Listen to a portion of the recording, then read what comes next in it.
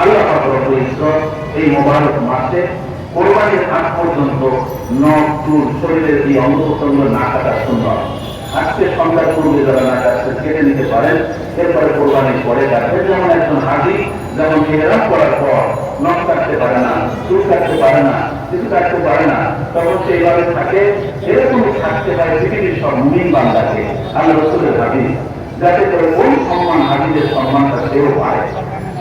কোরবানি করার পর তারপরে সেগুলো কেটে তারপরে যে পরিষ্কারের মহান স্বভাব, এর মধ্যে মহান স্বভাব আছে।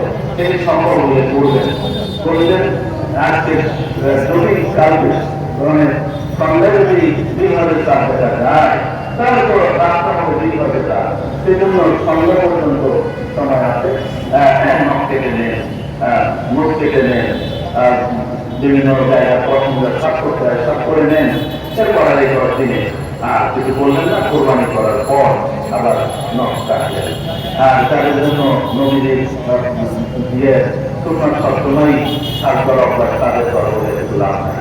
তারা তাদের নতুন কাজ করার করে তবে দুঃখী রেহাজ করে কোনো লাভ হয় না। আবার পরের দিন গড়ায় দেখা নাকি গড়াই বলি না গড়াইলে ভালো দেখা যেত না, পুরুষের গড়াইলেই ভালো দেখা যায়, তাই না? পুরুষ সব একটা চিহ্ন, সিংহ কেশর হবে স্বাভাবিক। আমরা সিংহের মাত্রা